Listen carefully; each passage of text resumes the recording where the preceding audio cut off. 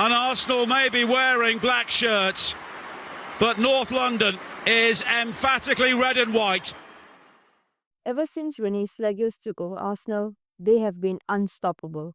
They've completed 11 games under her, winning every game but one, conceded only 5 goals in all competitions, and scored a whopping 31 goals. That is 2.8 goals per game. But to understand why Arsenal are thriving under her, we first need to understand what kind of a system she's playing. Now, the most common system used by Renee Slegers is the 4-2-3-1. The two centre-backs in this formation need to have the ability to hit long balls and also drive up the pitch when there's space. The two full-backs need to have enough stamina to run up and down the pitch to help in attack and defence.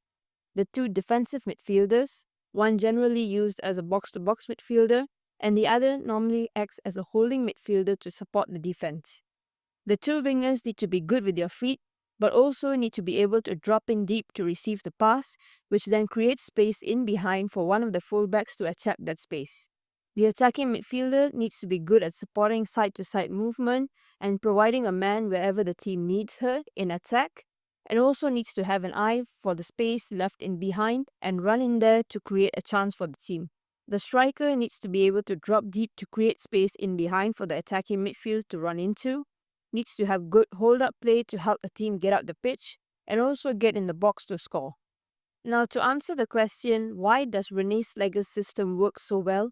Well, the simple answer is, it fulfills all the requirements of a 4-2-3-1. In Renee's system, in build-up, she looks to push Katie McCabe high and wide up the pitch. When McCabe moves up, Caitlin Ford gets to move more centrally or drop deep to receive the ball from the midfield.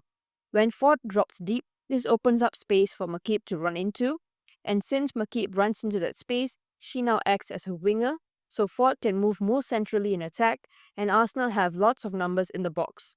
Now in a 4-2-3-1, like we talked about before, there are two holding midfielders. One acts as a box-to-box midfielder, and the other one a more defensive-minded midfielder. The more defensive midfielder picks up the ball from the defense and also provides support during build-up to help the team move up the field. Cooney Cross is the latter, while Mariana Caldente is normally the one who runs up and down the pitch helping the team in attack, considering that she is the more attacking-minded midfielder and has the vision to play through balls which can put her team in dangerous positions. In attack, Arsenal only have two defenders behind, generally the two centre-backs, and one holding midfielder to cover the central areas. But the one thing that makes them so deadly in attack is that they form a diamond on the wing to outnumber the opponents. Depending on which side they attack, the midfielders respectively provide support to form a diamond on that flank. If Caldente is on that side, she would tuck in near that flank, along with the winger, the fullback, and the centre-back or the holding midfielder to form a diamond there, so that they can play out and create a chance from there. If it's on the opposite side, then Frida Manum tucks in to support forming a diamond there as well.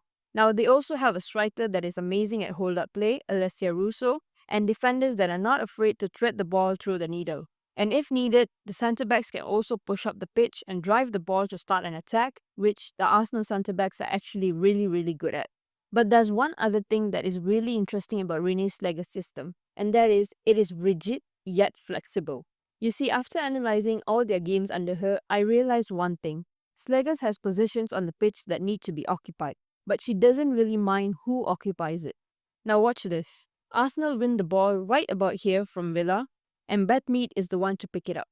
She passes it to Caldente, and as Caldente pushes forward and passes it to Mead again, and I pause it right here, look at the front line.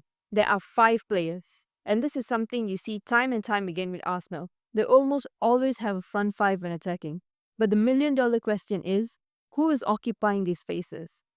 From the far left, you have Caitlin Ford, Steph Catley, Alessia Russo, Frida Manum, and Leah Williamson. I don't know about you, but I've never seen a centre-back play as a winger before. And yes, they just lost the ball from a corner and won it back again, but this happened so many times that I couldn't ignore it. Everyone is in the position that they need to be in, although they are not in their preferred positions. Now this does one very important thing, and that it allows for rotations. And what do rotations do? It creates confusion among the opposition. Take the game against Brighton for example.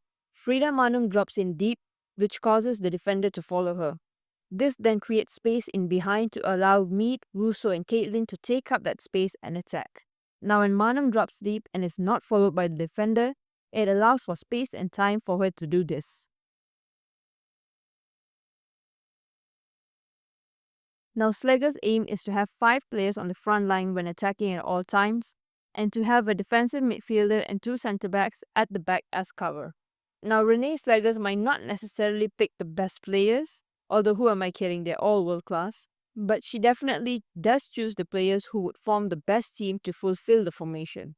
So now the question begs, why did Arsenal struggle so much under Jonas Eidevall? On the surface, both of them used a similar formation, with Jonas using the 4-2-3-1 the majority of the time. But the biggest difference is how they chose to use it. The best way that I can put it is that Jonas looked to play conservative football with an attacking-minded team. I can't speak for all the seasons, but in this season, it definitely seemed like Arsenal were not attacking as much as they could under him. And remember how I told you about the diamond on the flank? Well, this just did not happen under Jonas. He did want to attack from the flank as well, but there was no real support to create any chances from the wing. I mean, take a look at this. Under Renee Slegers' system, they would definitely form a diamond right here, but here under Jonas, there's just no diamond and there are no people supporting the attack. And under Jonas, they played a lot of back passes as well. Take this for example from Kim Little. Under Renee, I'm guessing this would be a forward pass and an attacking chance for the team. But here she chooses to play a safe pass backwards, and therefore they have to rebuild again from the back. It's no doubt that the Gunners are on a roll under Renee Slegers. But the question is, after drawing with Man United, how will Arsenal actually fare up to the bigger clubs in the league?